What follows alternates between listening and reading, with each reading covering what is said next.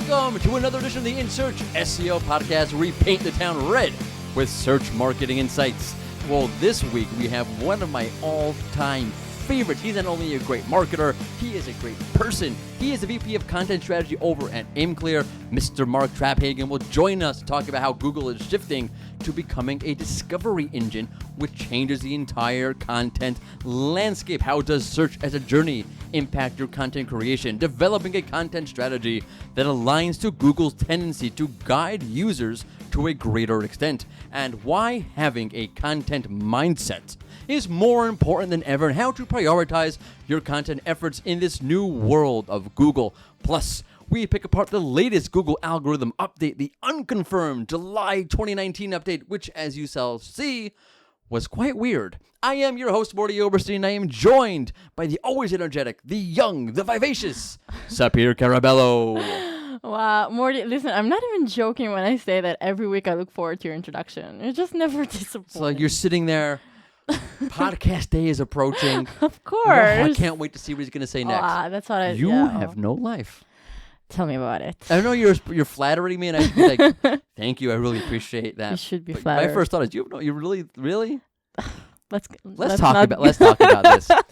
What is a typical evening at Sir Peter's house like? Oh, no, you don't want to know. We could have a certain podcast all about that. I would love to know. Are you kidding me? Let's move on. All right, if you say so. All right, folks, do not forget we put out a new episode of the In Search SEO podcast each and every Tuesday. You can find it on the Rank Ranger blog. You can find it on Stitcher. You can find it on Spotify. You can find it on SoundCloud. And, of course, you can subscribe on iTunes. Those S's kill me every week. Stitcher, SoundCloud, Spotify, so many S's. Why do you have to create a hosting service that starts with S? Listen, Is that a rule? I would just like to point out that my name also starts with an S. Your Coincidence? Well, maybe you're a hosting platform. Oh, that doesn't sound good. But maybe all great It depends things. how you take it. Listen, all great things start with an S. That's my conclusion. Not Morty. Exactly. Okay, and since we're talking about SEO and content, don't forget that when you want to know where your content strategy has room for growth, you can use Rank Ranger's content gap analysis to find those voids and fill them. Yeah. Yeah. All right. You got to plug away. Okay. We have a great show for you today. So happy and so excited to have had the chance to talk to Mark Traphagen. Stay tuned for that coming at you shortly, because first I want to talk to you about one of the most volatile days in search history. Ooh. The dark day of July 18th as we go data. So July 18th was the day that Rank went nuts. It went crazy. Let's be dramatic about it, yeah? On one day, without warning, Rank shook on the surf like a 1960s hula hoop dance-off. What? I switched. I went dramatic, then I went comedic. No. A hula hoop dance-off? Okay, you see like clips in movies like the 1960s or like a documentary of the 1960s, and all of a sudden everyone's at these dance-offs and they're shaking their hula hoops like, Look, Morty, you have way too much free time on your hands. Evidently not as much as you do. Listen, hula hoop dance-off, it's my pop culture index inside of my head. Okay, that's like... I have a Rolodex of pop culture information that is my brain, it's in there under H for hula hoops. That's just weird. No, it's not. Fine. Either way, let's talk about this update, yeah? Yeah. Okay. On July 18th, our Rank weather tool, the Rank Risk Index, saw a record fluctuations of 113. I didn't even know we went past 100 on the index. Mm-hmm. But evidently we do. And the index went up to 113, meaning the level of rank fluctuations was massive. Core update? Nope. Okay, so first off, Google promised they would confirm those, even name them, because we were naming them in the industry all these weird and strange things like Florida 47. Like, this one is called Florida 47. Does it relate to Florida 46? Well, no. It's just we're calling it Florida 47 because it happened in Florida. Right. We were in Florida. We were on vacation. We were drinking, pina coladas on the beach. Oh, I love pina Yes, me too. And Google updated its algorithm. And then I called the pina colada update, but no one liked that one. So I called the Florida 47. So we're getting a little bit too random with these things. So Google said, We will name these things. So Google didn't name it. Google didn't confirm anything. They said nothing. So I don't think it's a core update. I don't think it's a core update anyway because the data was a bit bizarre and was not indicative of a core update, which I will explain. But first, let's ask the obvious question, okay? So rank fluctuations went nuts. They were all over the place. Record highs, all sorts of things and whatnot. What drove rank fluctuations to such crazy heights? Obvious question that should be answered, right? Mm-hmm. So let's answer it, yeah? Yeah. Okay. So here's what happened. Let me start off with a bit of context. You need to understand what a normal update sort of looks and sounds like. Well, looks like in terms of rank fluctuations. There is no sound. Right. Morty. Yeah. Okay. Okay. Let's take the June 2019 core update. So for that update, the YMYL niches, health and finance niches, saw larger levels of rank fluctuations than some of the other niches. Okay. So for example, if you look at the top 10 results on the page, right? If you looked at all the URLs for a keyword, and you analyze their levels of rank fluctuations. So the health niche saw an increase of rank fluctuations of 84%, whereas the travel niche only saw increases of 24%. In other words, let me explain that just a bit really, really quickly. So there's normal levels of rank fluctuations every day. So let's say you search for how to tie a tie one day, and you see 10 URLs on the page in any given order. And then the next day you type in the same search, how to tie a tie. Because you couldn't figure out the first time, you had to do it the second time, right? Right. So you were looking at the page. Hey, wait! The second result here that wasn't here yesterday. There was a different result here. Now that's number 3. Okay, every single day, Google's moving site URLs around on the page. That's normal. There's a normal level of rank fluctuations every single day. When you see an update, when we see increased volatility, what we mean to say is how much more is rank volatile, right? Based on what we normally see, right? How much has rank volatility increased? The normal fluctuations, okay, they're usually like 5-10%, right? Oh, now we're seeing 85%. You get it? Okay, so during the June 2019 core update, the health niche saw an increase of 84% in its rank fluctuations, all those health sites, and the travel niche, travel sites saw a 24% increase. Got it? No, basically, every industry was hit back in June, but the health and finance industry is more than, say, the travel industry. Exactamundo. Right? Perfect. Okay. I'm not going to say okay. I can say okay too many times. I'm on it. I'm on the case. Okay. Okay.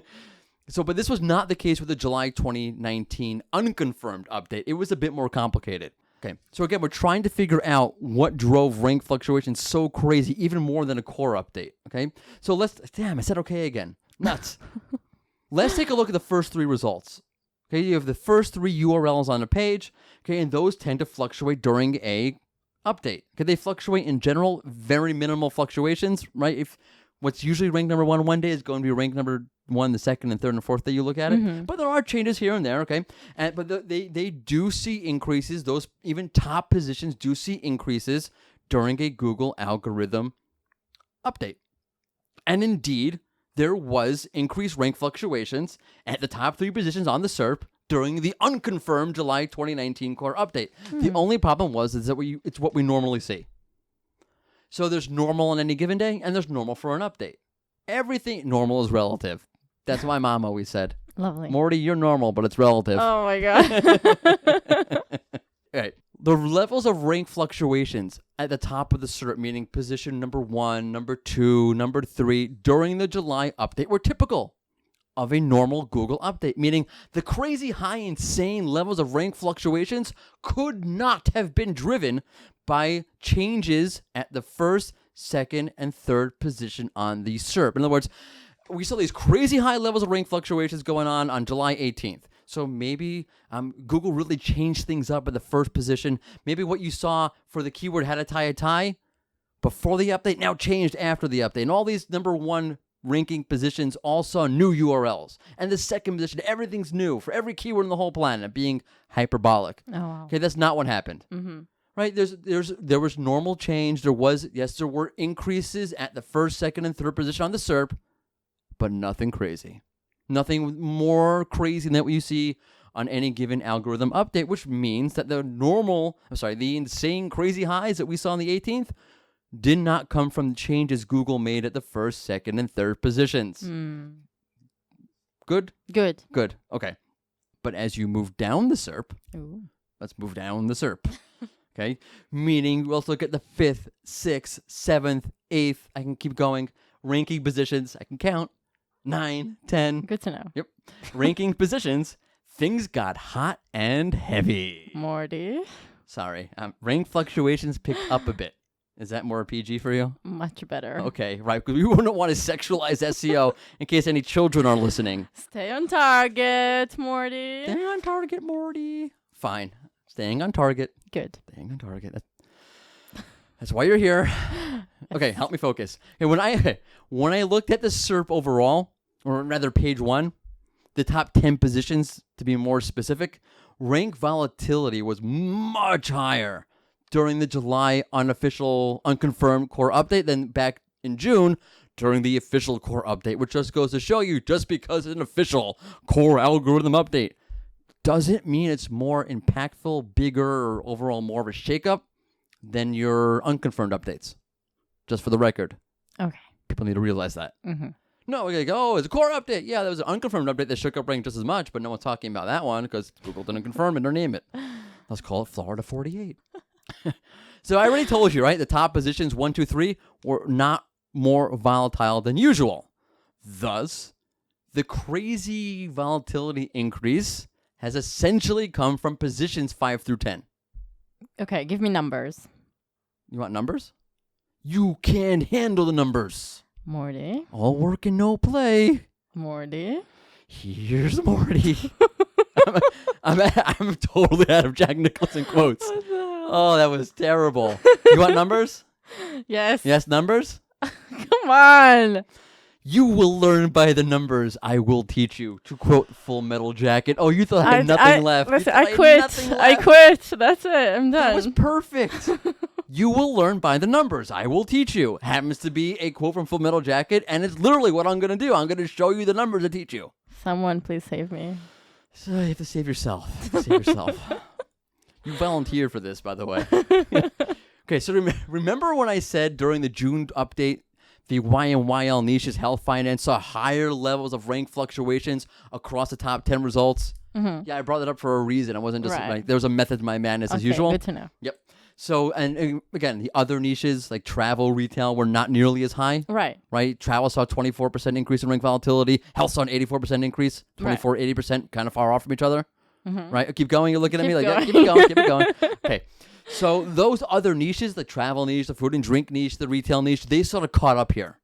So while you had, the travel niche showing 24% increase in rank volatility during the June update, here it shot up to 65%. So you sort of have an equalization, that's a real word, of all the niches. Now, like before you had the health niche is really high in rank volatility and the travel niche not so much. Here, now you have every niche is equally high. So basically, in other words, while you may have seen other niches outside of YMYL sites or YMYL niches, around the 25, 35% level of volatility increases, you're seeing them generally between like 65, 75% here during the June increase, the June update. Meaning to say, the reason why the index, these rank weather tools, spiked so much is because all of the niches across the board, unlike a core update, which is why I think it's not a core update, all of the niches across the board saw a crazy level of huge spikes in rank fluctuations across positions 5 through 10. Every single niche, travel, retail, food and drink, home goods, whatever it is, saw massive levels of rank volatility increases once you hit position 5 on the SERP. Right, but you said it was a weird update. Why is that weird? You're weird. And you have a death wish. And that's very Freudian. Mm-hmm. Okay. So I really want to get to Mark, so I'm going to run through this very, very, very quickly, which is against my nature. Okay, here we go. Like a bat out of hell. Meatloaf. Don't know what I'm talking about. I have no idea. Let's go. So 1, there was what makes this weird? No clear site level pattern at all. Everything was kind of all over the place. For example, right, traditionally during these core updates that we've seen over the past 2 years or so, or a year or so rather, you have these sites with poor conflicting web profiles. Like for example, you have a health information site offering all sorts of healthy recipes, but really what they're doing is shoving tons of links, CTAs, banner ads, all trying to get you to buy their magic health powder. So they're not really a health information site. They're really a health commerce site and trying to fool you a little bit. So those sites got slammed during the core updates. And every update, every core update is somehow related to these sites a little bit. They see a little bit of reversal. They get slammed again. See a little reversal. And it gets slammed again. Right. So you had some of those sites getting hit. But at the same time, you had some of those sites going up in the rankings, which I found was very weird altogether. But either way, there wasn't like a real pattern where you saw, wow, all these sites are getting hit. It didn't really pop out. Like when I looked at the Medic update or I looked at the June 2019 core update, you really saw a lot of those kind of like weird health sites really getting slammed. You saw a few here, but it didn't pop. It wasn't like, okay, that's a real discernible pattern that I can really pick up on. I know it's a bit anecdotal what I'm saying right now, but that's what I got for you. It just didn't pop out. Okay. Yeah, so that made it a little bit weird or made it definitely not a core update. But what made it really, really weird for me was, the update starts. Update starts on the 16th, July 16th. And it started, you had moderate levels of rank fluctuation increases. And then on the 17th, we hit red.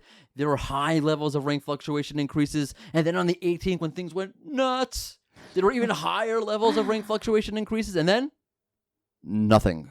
And that's weird because normally when you have an update like this, a massive update, it sort of tapers off a little bit. The rollout the rollout peaks, right? You hit your high levels, and then the rollout rolls down. So the next day you have moderate levels, and then even slightly less, more moderate levels the next day, and then finally we're back to normal. This one just cut off. That's it. It hits 113 in the rank risk index, crazy fluctuation. The next day, nothing. Like really low fluctuations. That's very, very strange. Right. It's hard to really find a case like that. Also, two really odd site level patterns. One was, so the update saw, I'm trying to think, July 1st, you all of a sudden see a bunch of sites going up. Very slow, over the course of 2 weeks, slow and steady ranking gains. And then comes the July 2019 unofficial not core update, and then boom, all those rankings are gone.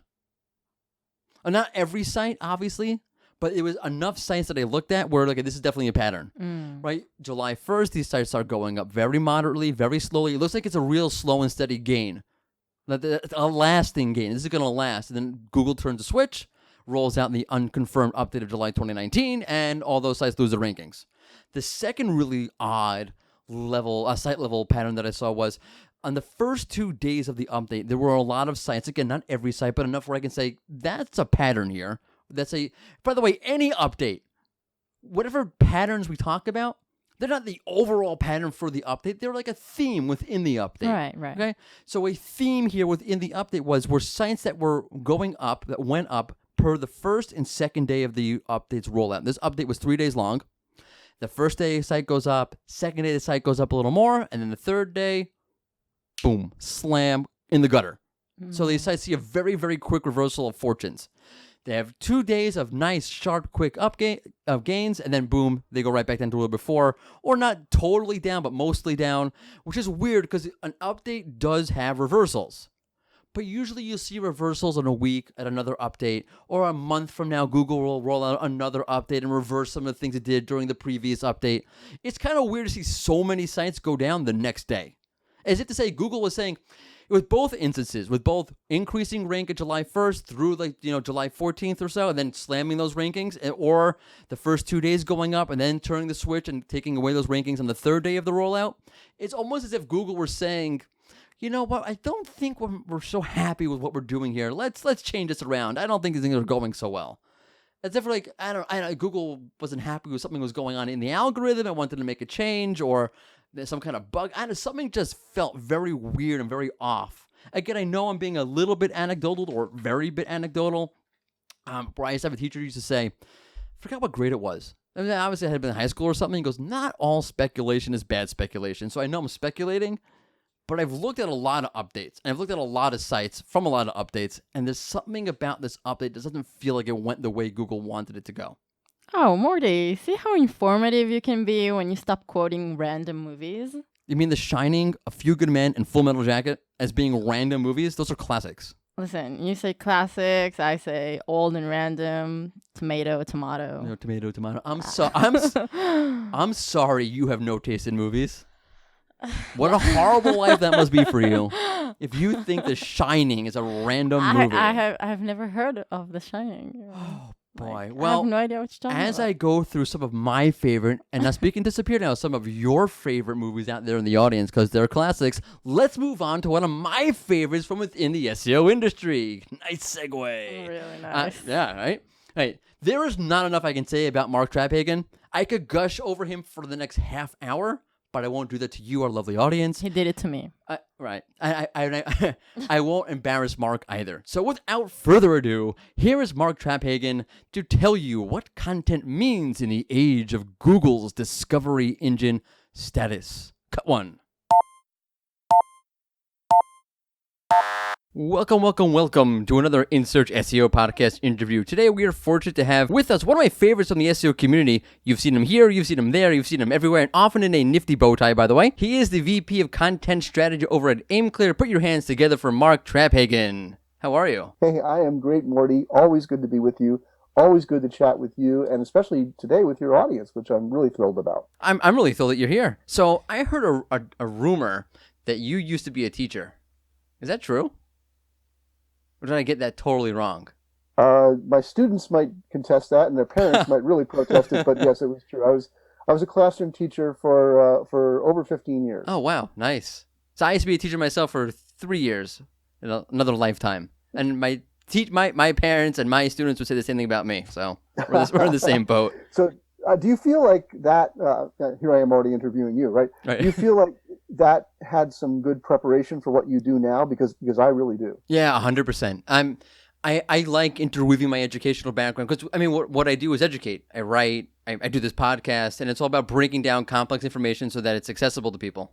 Yes, feel exactly the same way. Yeah, I love it. The classroom training and just having to be on every day now helps me with not only things like this, doing this and speaking at conferences and writing content, but also in interacting with clients. Everything I do, it's always an educational experience. So right. It was great experience, great background. Yeah.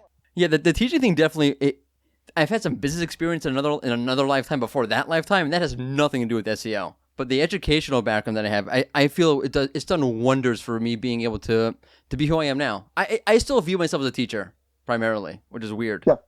I absolutely do as well. Totally identify. Yeah. Okay. So let's get into some of the implications of Google as a discovery engine. And okay, just to make sure we're on the same page, when we talk about Google as a discovery engine, I like to call Google as being a resource center. What does that mean? How does that differ from seeing Google as a search engine per se? I think Google has been changing along with its audience, obviously along with the technology that's available to them, and they're always trying to innovate on that. But I see them constantly trying to evolve search in terms of its usefulness. We've all heard that quote where I believe it was I don't know which of the founders said this, but the quote was something to the lines of that the goal was to make Google eventually be like the Star Trek computer, the classic Star Trek computer. Where you just ask something or say something into the air, and the information you need is right there, and it's in context, and the computer understands what you're asking for, what you need, what you see. The evolution that we're seeing more recently in Google is moving from just maybe even beyond the Star Trek computer in some ways, because it's moving from just responding with the information that you're requesting at the moment, but to even trying to anticipate what you might want to know, or what you might not know that you want to know, but want to know. So, actually pushing information into our streams and into their apps and things like that, and trying to anticipate what you might be interested in, what you might need next. Of course, it's all integrating with their Google Assistant project, where they're trying to be that useful assistant in your life that knows the patterns, knows the things that you do, the things that you need to do, things that you might need to do, and be there ahead of time with the information you need to do that. Yeah, I think the idea of this integrating into the voice search realm has been a little bit understated. I think it's very much part of the equation. I'm okay with all of this until the point that Google can replicate food like the Star Trek computer, and then I'd be really freaked out.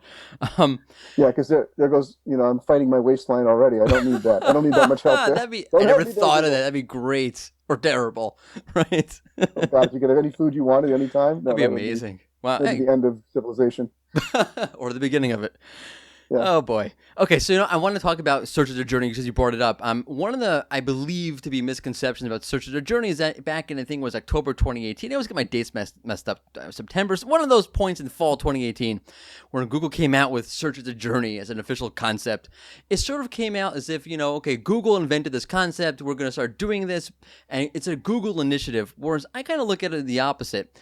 Whereas over the years, Google's developed, as machine learning has developed, all these things have started to come to the forefront. The way users see search, the way users interact with search has totally changed. And to the point where Google noticed and said, you know what, users are now using search more as a way to discover, as a pathway to more and more search enlightenment. And they said, okay, you know what, let's build tools, let's build up the system in order to acclimate to what the user or how the user is behaving. Because of that reality, or what I think to be the reality, do you think that the way we in the SEO industry see search as a journey may not actually align to how users relate to search? Well, I wouldn't want to speak for the whole SEO industry. I'm not asking. I'm saying in general. Yeah. Person A, B, C, and D. Could you speak to their? Yeah, I mean, I don't think the search as a journey thing was any great discovery or new concept. I think I agree with you in that. I think we've always known that. I think Google's always known that. They see the way that people use search, and you all remember, back in the day when search was relatively unsophisticated compared to the way it is today, where it was, pretty much type in a keyword and get, the best responses for that keyword.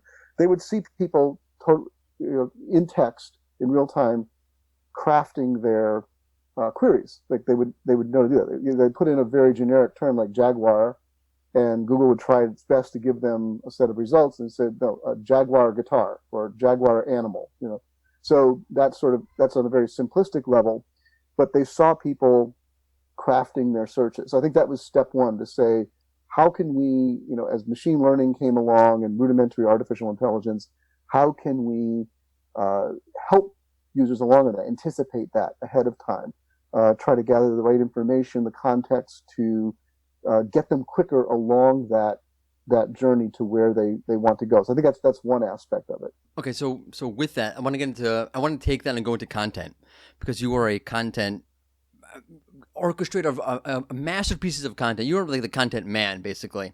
So if I can get your insight into some content strategy based upon search as a journey, you would make my life complete for the moment. Until I need a replicator for my Star Trek food. Anyway, so the way I see the search as a journey impacting content is two ways. There's a way you can think about Google targeting intents could be one of two different options. One is Google can go broader into more and more topics, the topic layer, that sort of thing, or Google can go deeper into content. So let me give you a terrible example. Let's say I Google Janis Joplin. So Google can offer me insight or access to information about the 27 Club. For those of you who are not rock and roll aficionados, that would be Jim Morrison, Janis Joplin, and Jimi Hendrix, all died at the age of 27. And by the way, and the people also search for, the first two people you see there are Jim Morrison and Jimi Hendrix. Google gets that. They know that Janis Joplin is part of that club. And you get all sorts of information about related artists and other people that she's maybe interacted with during her musical career. At the same time, Google goes deeper, right? It gives you quotes about what that she may have said. It goes into her life and all sorts of details that go deeper into who Janis Joplin was. So from a content strategy perspective, I could see you saying, you know what? It makes sense to go a little bit broader when I'm approaching a topic. I want to broadly, comprehensively target this topic. Or I could see you saying, you know what? If with Google targeting more and more intense, let me go deeper into the content or deeper into the topic. How does it work? I mean, are you damned if you do, damned if you don't? If you go deep, you can't go broad. If you go broad, you can't go deep. How do you go about this? Well, let's start at the high concept level, because we talk about intent. There's also the intent of Google and of us as business owners or content strategists, whatever on that side of things, people who have a business goal. We have a common goal there, and that is to make our users or audience happy. But where we go with that is different, and we always need to have this in mind. So for Google, happiness is pretty much the end goal. It's not, I mean, the true end goal is to get you to click on ads so they make money, but they do that by keeping you happy. So Google's whole goal is not unlike that of Facebook or the social media networks, and that is to create an experience where you are getting more and more things that, keep you happy, keep you satisfied, keep you wanting to come back and look for more, that you have a good experience. Because the more you do that, the more you'll come back, the more you're exposed to their ads, and the more money they make. And that's, at a very simplistic level, that's the end of them. And by the way, for them, that's why this whole journey discovery thing is so important, because it's a new avenue for that. In the old days, it was just simply, did we satisfy your search request so that you'll come back tomorrow and do another search with us for something else? Now the discovery journey thing is taking that to a deeper level and saying, like, can we keep you on the network? Sounds very much like Facebook, isn't it? Like, can we actually create experiences where you want to hang out on Google? Right. Not just for, like, I need to find, a new low energy light bulb, but, I see this, I see that, kind of the YouTube kind of experience, and here's another thing I might be interested in.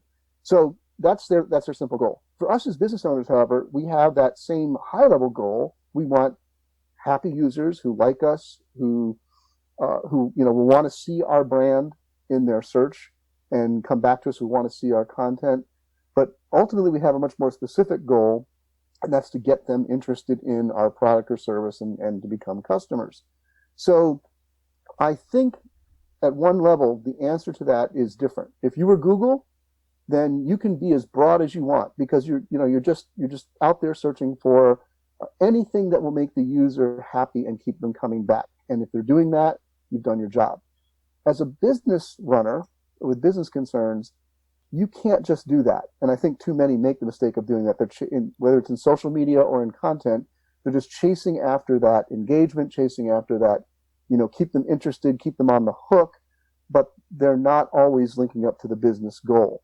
So I think the trick is you've got to be more specific. You've got to be more settled in, like, we're going for this particular journey because we want to take them from the broad, the general interest, the familiarity with our brand, a certain amount of affinity and liking for us, narrowing them down into, okay, this is where we connect with you. This is where our products or services meet specific needs in your life and can, create something for you.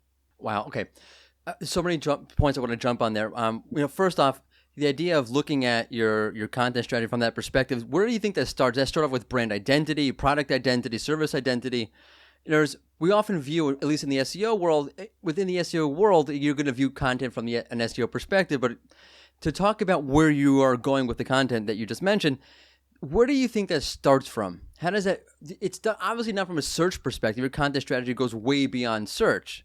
Mm-hmm. So I just want, if you could speak to, where does that originate? Is it originate in brand identity? Is it originate in how you see your product, how you see your service, or the pain points you're trying to target with your audience, that sort of thing? Where do you begin to create that strategy? Well, meta question on one foot. Sorry.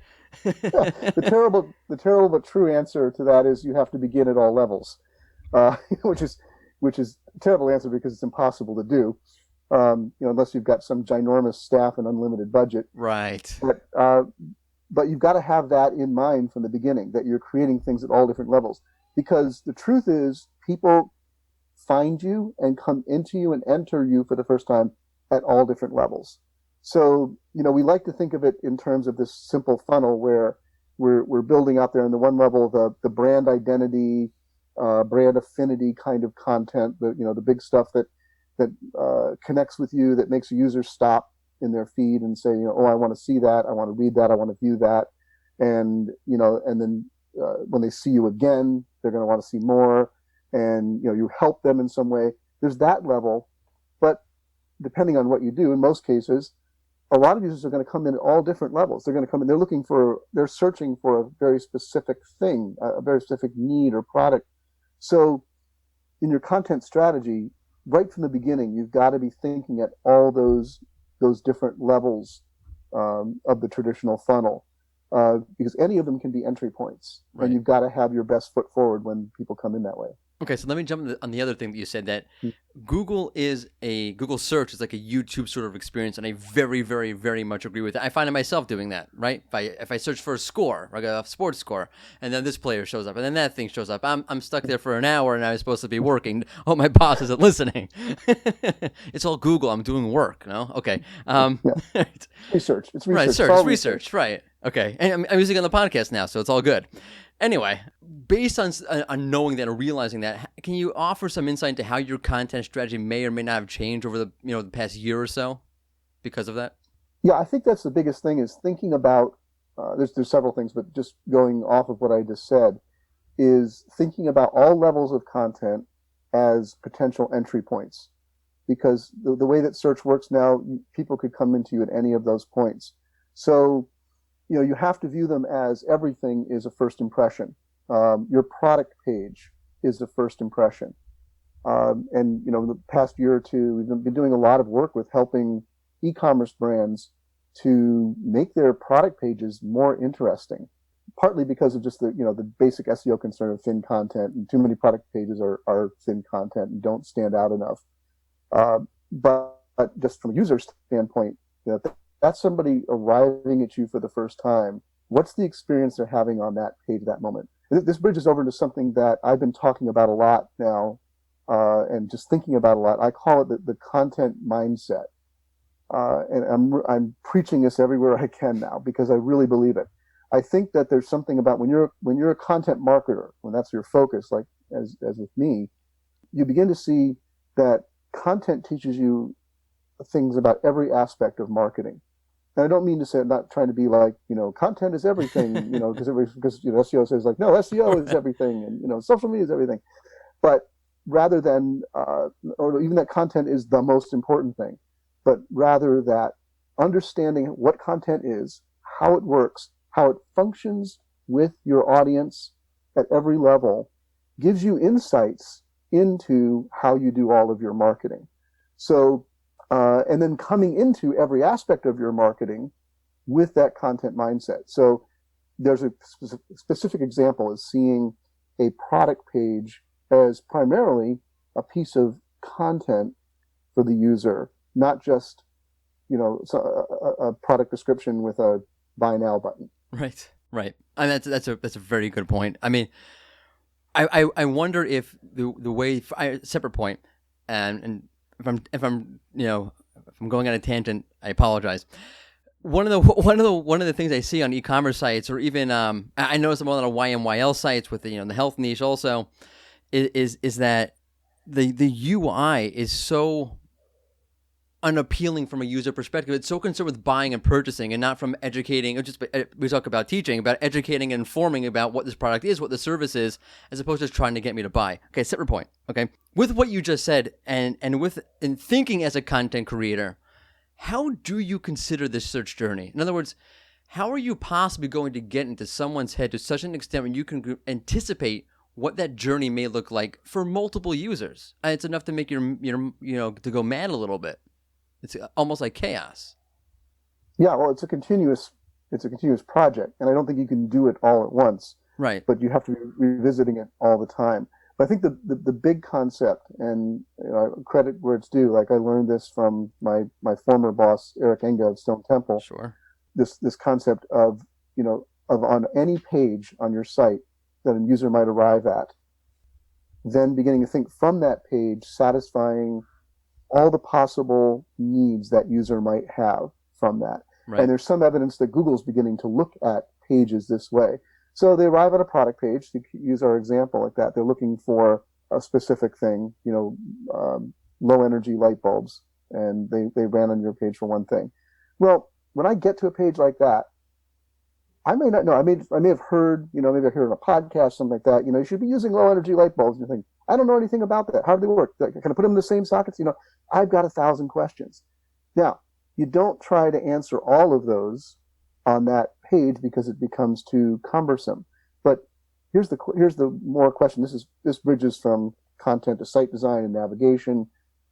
Is it easy to get to? Is it intuitive to get to the information that you need? And that's not just more information about low energy light bulbs and energy saving in your home and why you should be doing that and how it works, but also just basic things like, if I'm the first time coming in, is it obvious? Like, where do I find out about shipping? Where do I find out about your return policy? What's your privacy policy? There's really good evidence growing that Google's looking at these kind of things for a kind of completion of what a user might need. So, thinking from as content marketers, as web designers, as SEOs, it's always the Google spokespeople are saying this, and we get tired of it, and we make fun of them for it. But there's such truth to it of, thinking from your user's point of view, and what are the things that they might need to know when they land on a page on your site. Yeah, I also agree with you that Google's getting a little bit more holistic, if you want to call it, or profiling what a page, how it looks, how it functions, how it serves its users' end goal. It is an interesting point. One of the ways I think about link building is, as again, from an educational background, as a way of offering ancillary content, of building a greater understanding by linking to whatever site. The same thing internally. I was speaking to, documentation creators.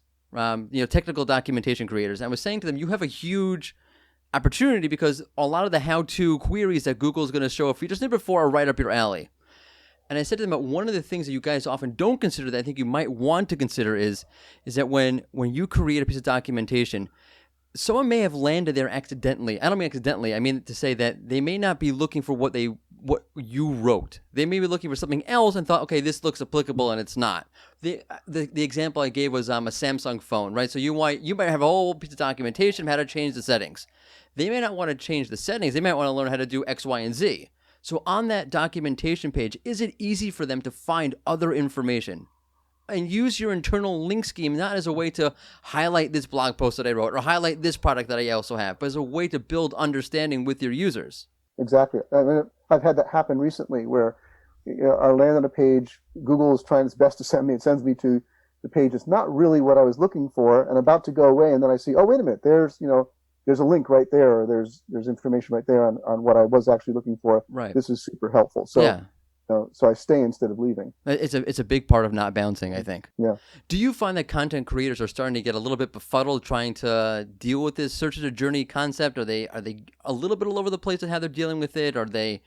Do you find? I mean, there's definitely a risk that if you're trying to cater to multiple intents and multiple journeys, that you get a little bit unfocused. Do you see that happening, or is people not tuned in enough to realize? Yeah, it's often, yes, in working with clients, it's often comes down to a matter of resources. You can only do so much. It's not so much that they don't understand or that they won't accept it if it's a simple education process to talk about this journey discovery kind of thing and talk about things like what Google calls micro moments, which are their discovery and their research that it's no longer a case, if it ever was, that people just move, step 1, step 2, step 3 through a funnel, but that typically in the stage between when they first become aware of a need for something and where they actually buy, there are these micro moments where they are doing in all different kinds of venues, getting little pieces of information and gathering things that will influence their eventual purchase. And Google's emphasis is like, you should be there in all those moments. Well, it's a great aspiration, but it comes down to that. So down to resources and the ability to produce all that. So a large part of my job when I'm working with clients is helping them to prioritize. Our goal, our aspirational goal is to have it all, is to be everything to everybody, like be the best possible source of information and help that leads people to these buying decisions. But we're not going to do that up front. We just can't. So where's the priorities? What's the most important information to build out first? And then you just keep adding to it and keep building over time. You've got to have that, that patience. And if we've been in the SEO world, we should have learned that, because that was the game there, right? You build, you make a few fixes, and then you hope and wait, and you watch for like 4 or 5 months and say, right.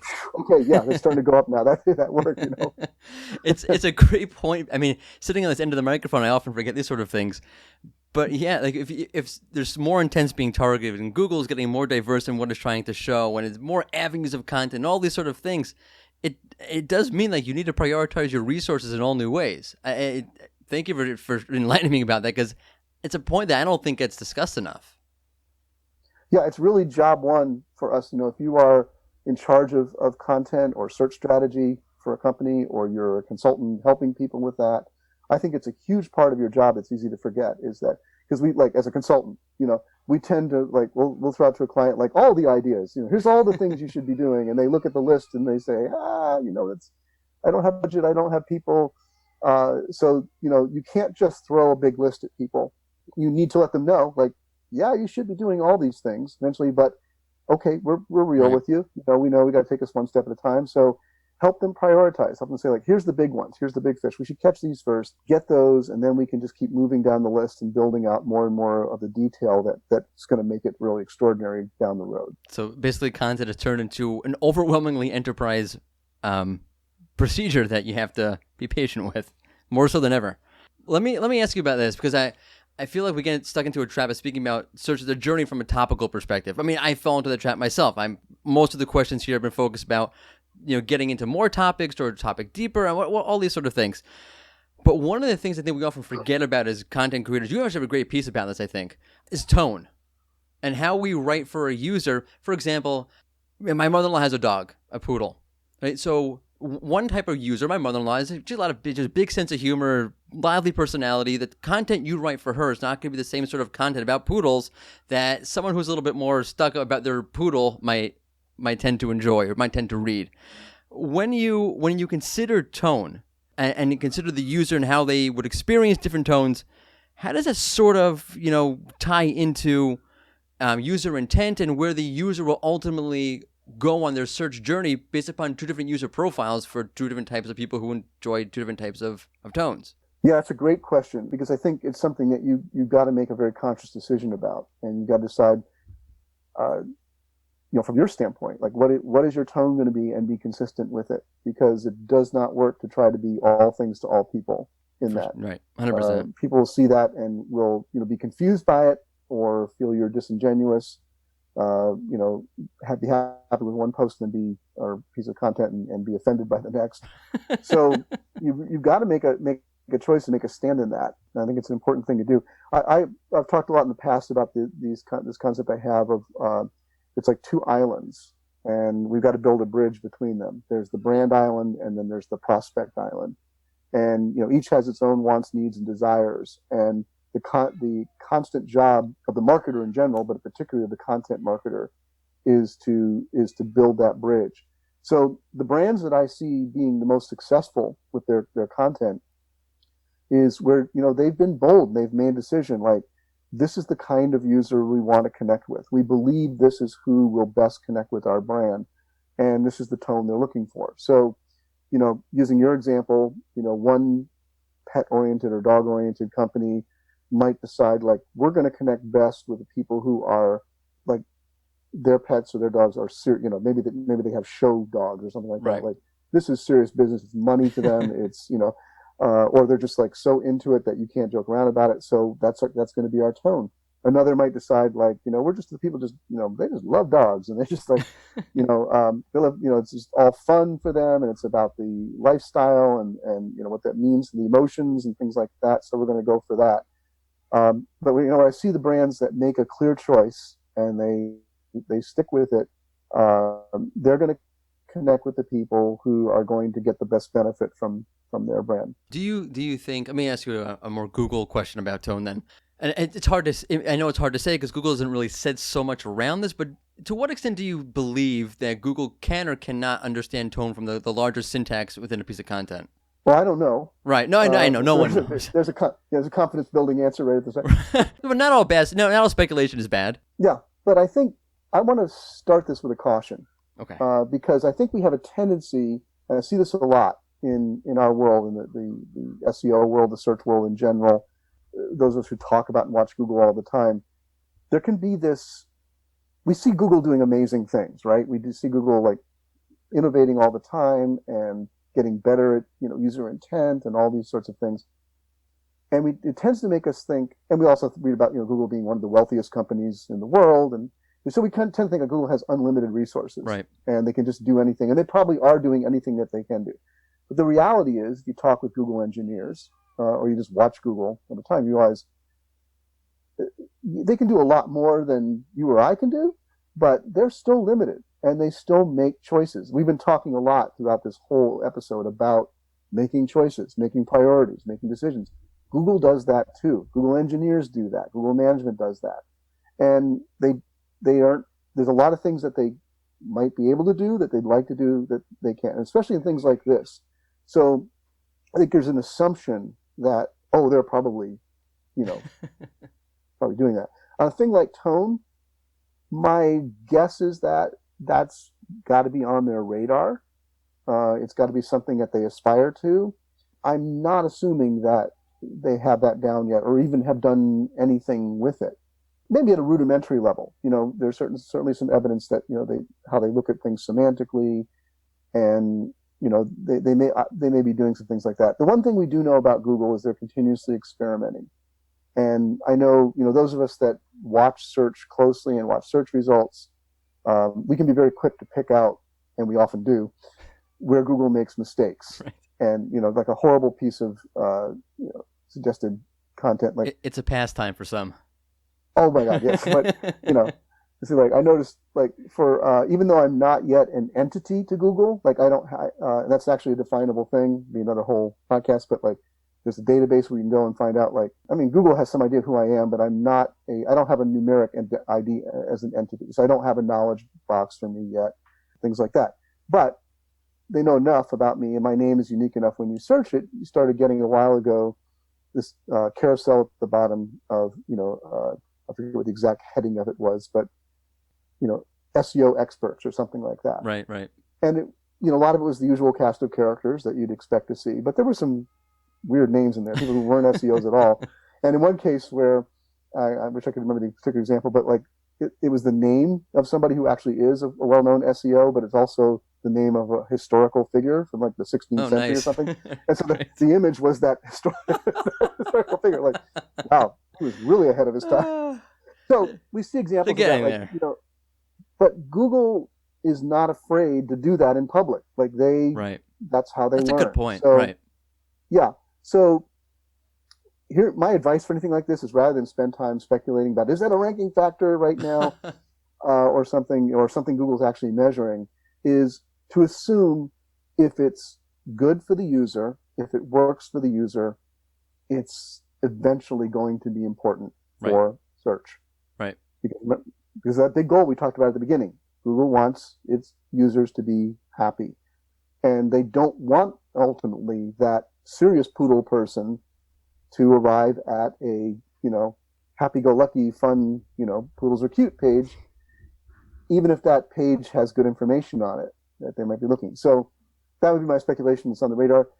You should be doing it anyway. Right, exactly. You should be thinking about tone. So it's, if they ever are really measuring it or looking at it, like, if you've done it right, you're all set. Wait, what are you going to do? Not worry about tone because Google is not an official Google ranking factor? Yeah. Like, what are worst case scenarios? You're ahead of the game a little bit. It's okay too. Right. Yeah. I know John Mueller says this all the time, and again, people make fun of him, get tired of it because it just sounds like a generic thing to say, but it's really true. It's like, do what's right for your user, and we'll catch up with you. Right. He doesn't say it that way, but I think that's basically the message, is like, if we're not doing it now, like, do it because it's good for the user. And if it's good for the user, it will be good for Google at some point. It's sound advice. Okay, so I have this little bit that I do at the end of each show, and I call it Optimize It or Disavow It. For those of you who listen to the show regularly, it's where I give you two options, and either two really good options, and you're stuck choosing between one good option over another good option, or two really bad options, and you're stuck choosing one terrible option over another terrible option, and of course that's awkward and uncomfortable. So with that, let's play the Mark Traphagen version of Optimize It or Disavow It.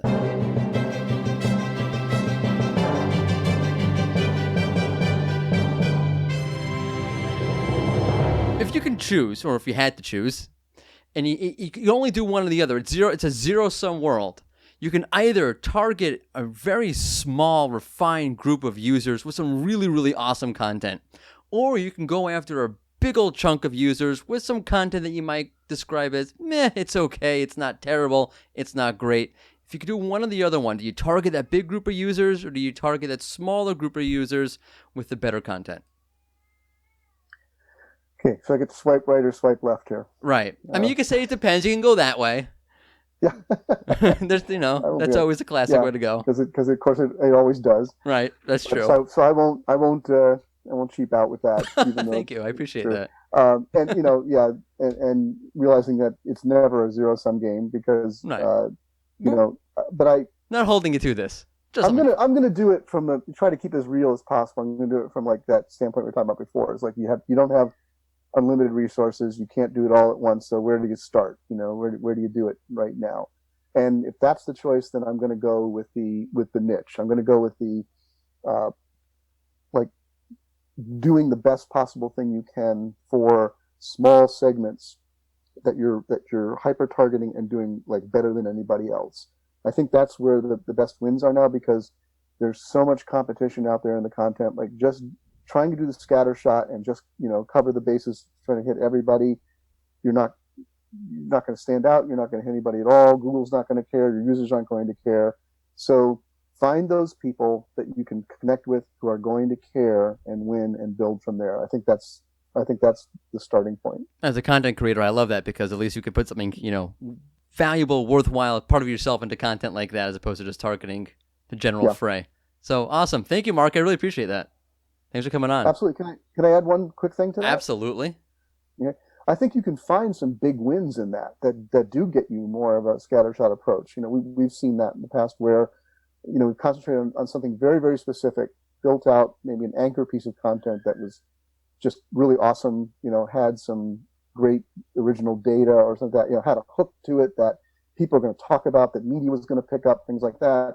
When you do that, you get Google's attention for that. Now, if you start building out, all kinds of general content that are related to that same area, and you interlink it on your site, you can start to reach a much broader audience and a much broader spectrum of queries and intents. So that it can lead to doing a really, really good job with a hyper-specific piece of content that's just awesome, that's like nothing else out there. Seems like that's a ton of investment for a very small group to begin with, but on the SEO standpoint, it can lead to much bigger gains. Right, that's true. I mean, it all depends. So many things you could be doing with your content. You want to have someone to buy something with your content? Do you want to build authority with your content? And of course, it all depends on that. Which is why, Absolutely. If it depends, the game's not so much fun. But yeah, the truth is Mark is right. It all Let's play the game. It depends. Yeah. All right, Mark. Thank you so much. I really appreciate you coming on, taking the time.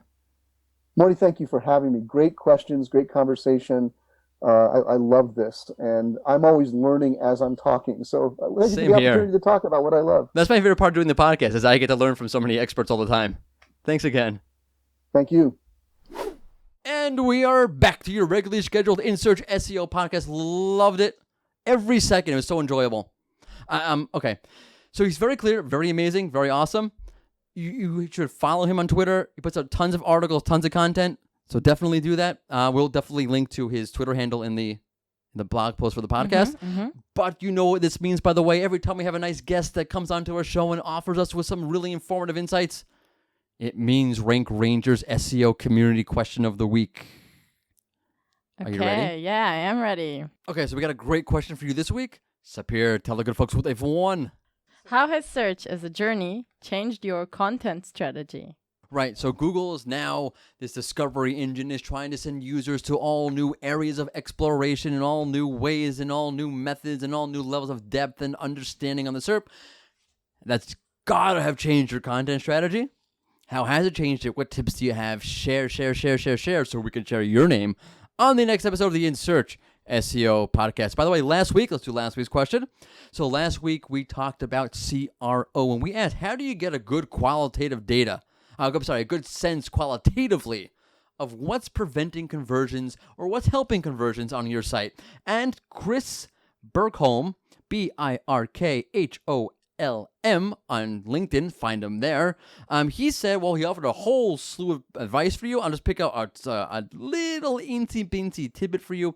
What he said was that a lot of the times we as digital marketers, whether it be our site, not our site, let's say we have a client, right, and they send you a site. So we as digital marketers understand how to interact with sites, how to, we have a much, I'll call it, greater sense of digital comfort than maybe other people do. And that could be a problem. What you might take for granted, seeing a site, interacting with the site, the overall user experience, might not be suitable for someone who doesn't have that sort of technology familiarity. So just keep that in mind, because you may be an objective observer of a third-party website, of a client's website, but are you really objective if you're so technology in tuned?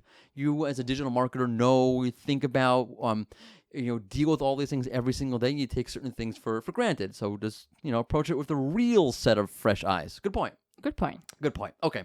We got to keep moving. We got to keep going. We have a lot of information for you from the wide world of the news in SEO. Tons of bugs this week, yeah? Mm-hmm. Boy, we love our bugs. I don't know about that. Like, people were happy. Sup here. Please take it away with the news.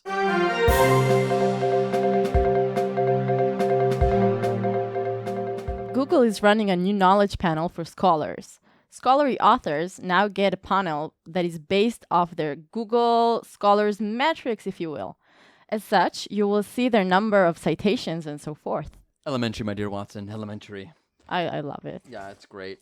More knowledge. I have 4 million citations. I am the number one scholar. No, I don't. Mm-hmm. Okay. Are you ready for some bugs? Yeah. Okay, more bugs resolved. Google says the bug that made Google reviews disappear is fixed. For real this time. It also turns out that the bug that had local listings removed was in fact due to the short names. Really? Because Google said no. That's so odd. Mm-hmm. Oh, look at that. Okay. Also, the bug that prevented business owners from answering questions in the local panel's Q&A feature is fixed. That's good. Woohoo! Also, there was a bug that prevented the results from fully loading. Right. That's great. You couldn't get your full results. Mm-hmm. Okay. Also, there was a bug that gave some news publishers a hard time getting new content indexed. Ooh, that happened a little while ago also. Ooh, Mm-hmm. Oh, boy. Yeah. I don't know. I will just say this, by the way. Been seeing a lot of new entity understanding expansion on the SERP. Google's getting better at understanding entities. I have 2 blog posts coming out about that. So look for those on the Rank Ranger blog. Great stuff. Coming out shortly at some point. I don't know when. I have to look at my calendar. Don't remember. But I mentioned a few weeks back, okay? The more you see Google change and evolve and the new levels means there's something that's changing in the underbelly of Google, the more bugs you're going to see, I think. Right. Right. Okay. Okay, that's all for bugs. Let's move on. That's it? Mm-hmm. Oh, okay. You want more? I don't Sure. Okay. A Merkle study shows that Google's ad growth has slowed thanks to Microsoft's partnership with Verizon. As a result, Microsoft's shopping ads grew 54% in Q2. Wow. Mm-hmm. Wow. Mm-hmm. Can I say it again? Okay. Wow. By the way, there was another study that came out that showed that clicks, Google's ads, paid search ad clicks have gone up, which kind of makes sense since they rolled out that change to the mobile SERP, where now the ad label is colorless. So they look very much like organic results. So I guess that's worked out for Google. Right. Carry on. Cherry-ho. Okay, thank you. Sure. So I had to say that. Okay, the feature that allows you to sweep an article up from an image search result is live. The feature applies only to AMP pages since Google uses its page catching as the basis for the feature. It also looks like Search Console is going to be getting some data related to page views from this specific feature. Right, it's kind of cool. So you go to image search, right? You see an image, you click on it, and if that image is related or is tied to or exists on an AMP page, you just kind of scroll your finger up and that page appears. Right. So that's cool. Pretty cool. It's one of the things they announced, I think, at Google I/O 2019. So it's live. Yay. Yeah. Okay. Thank you very much for the news. You're welcome. Very informative, very buggy. Mm-hmm. Kind of like my salad. Ew. That's disgusting. Alrighty then. And now for the lighter side of SEO, because that wasn't light enough for you. Right. Okay. So in all the news of Google's bugs have got you bummed out, this is sure to put a smile on your face. I mean, half of the bugs were resolved, right? Some of So them that's weren't. something. Some of them weren't. Okay. It's a progress, though. It's time for the fun. It's time for fun. It is time for fun. It's time for the fun SEO send-off question. You ready? Yeah. Okay. If Google invited you to a wedding. No, scratch, reverse. If you invited Google to a wedding. By the way, scratch, reverse, from Willy Wonka. Another pop culture reference. If Google... Charlie and the Chocolate Factory. Yeah, Willy Wonka. Stay on target. Okay. Nah, stay on target. If you invited Google to a wedding, What kind of gift would Google bring you? Morty, your questions are just getting weirder and weirder. This was your suggestion. I did use. It wasn't mine. It was somebody else. Okay, but I didn't know the that. office. I didn't know that. Okay, let me answer. No, I'm gonna harp on this because a while ago, yeah, we should do this question about weddings and gifts. I'm like, okay, and now you're giving me a hard time. How quickly we forget. Right. You know what? You're in charge next week of the question. I'll pick on you. Oh, Boy, no. these questions are so crazy. No. That's the whole point. Okay, forget it. On target's up here. Stay on target. Let me answer the question. Let's remind them of the question because I think we've forgotten all the banter. Okay. If Google came to a wedding, you invited Google to your wedding, what gift would Google bring you?